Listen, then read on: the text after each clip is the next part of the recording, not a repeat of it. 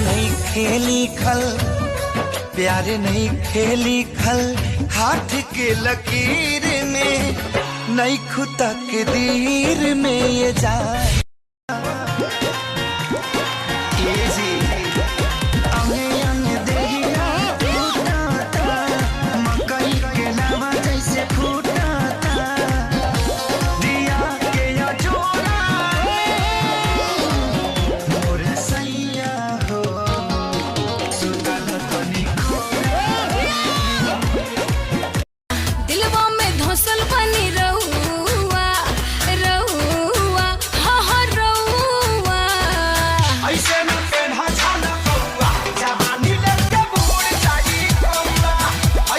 अरमान, तू यहाँ बैठा है, उधर उसकी डोली जा रही है।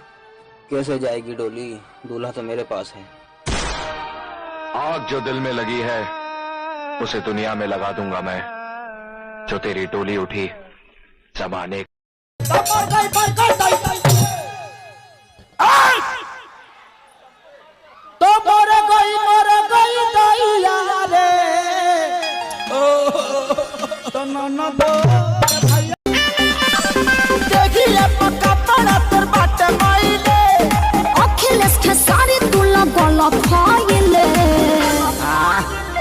हमारे करामा में छुछु नारी लिखाइले। चुप रहा। मैं तो हूँ पागल मुंडा, तू है मेरी सोनी कुड़ी। हाँ, लेके दिल के पिंजरे को बुलबुल मेरी कहाँ उड़ी। नहीं मांगता हमको, पिज़्ज़ा नहीं मांगता हमको, साइकिल वाला माइकल नहीं मांगता। ये तो कौन मांगता? डीजे वाला छौरा